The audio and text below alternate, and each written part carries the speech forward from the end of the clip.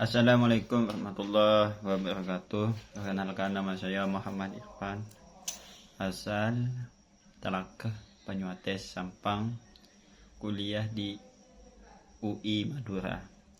Jadi di sini saya akan menjelaskan tentang literasi digital yang mana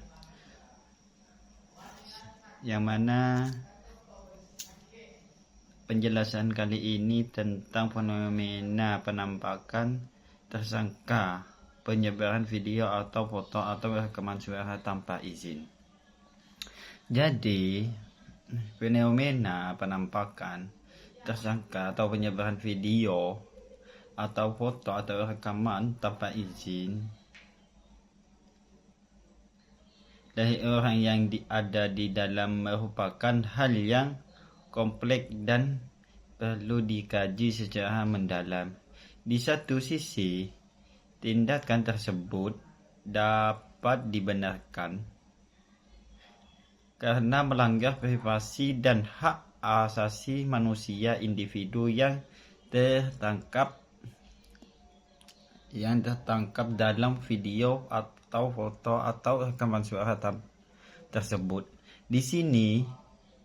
Di sisi lain, perlu dipertimbangkan konteks dan tujuan dari penyebaran tersebut. Harus dipertimbangkan konteks dan penyebaran video tersebut. Dalam UU ITE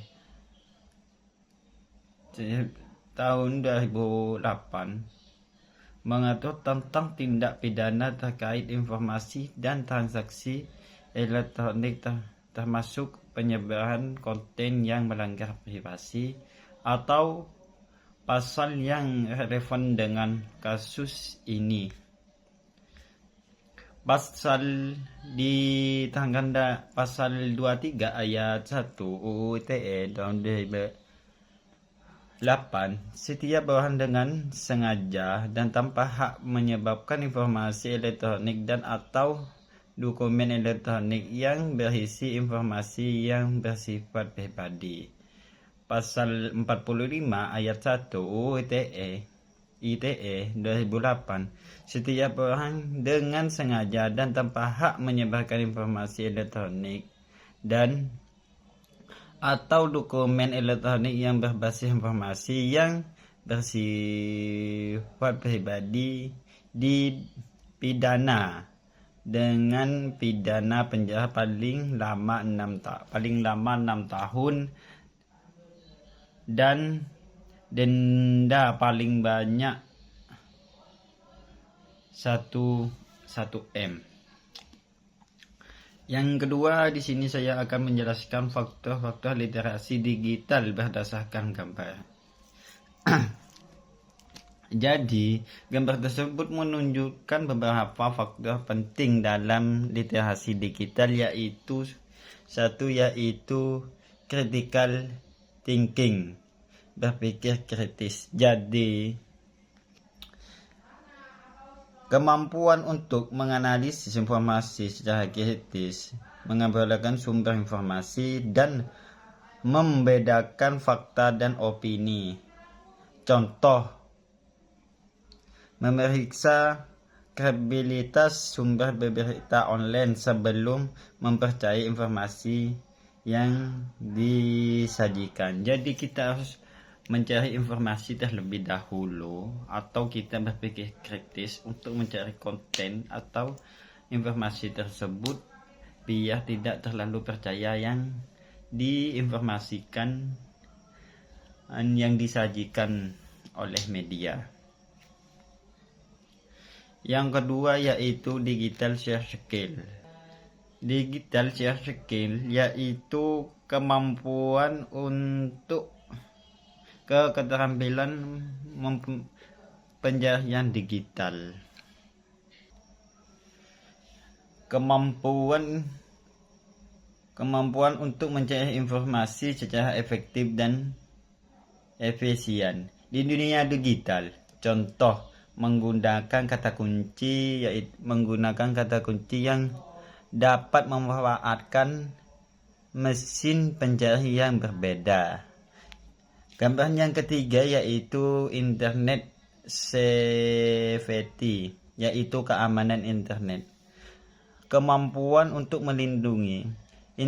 Safety yaitu untuk melindungi diri dari ancaman di dunia maya seperti virus, malware, dan penipuan online. Contoh menggunakan kata sandi yang kuat, berhati-hati dalam membuka email atau tautan yang mencurigakan, dan memahami cara melaporkan aktivitas yang mencurigakan.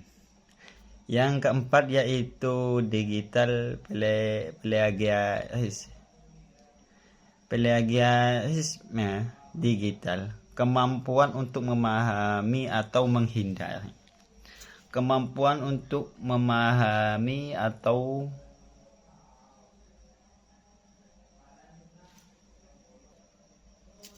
yaitu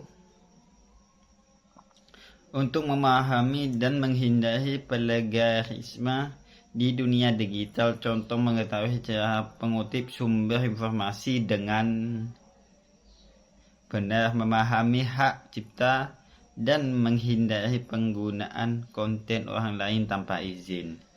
Yang terakhir yaitu online identity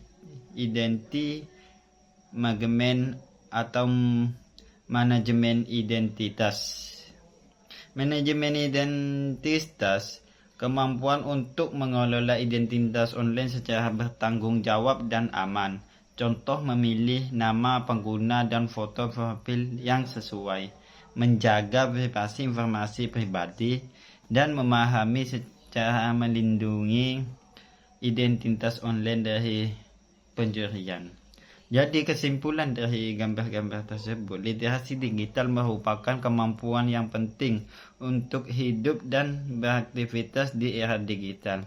Faktor-faktor yang disebutkan di atas saling terkait dengan penting untuk dikembangkan secara bersama agar dapat memanfaatkan teknologi digital secara bertanggung jawab dan efektif. Jadi kita harus, dalam gambar tersebut, kita harus mengembangkan secara bersamaan biar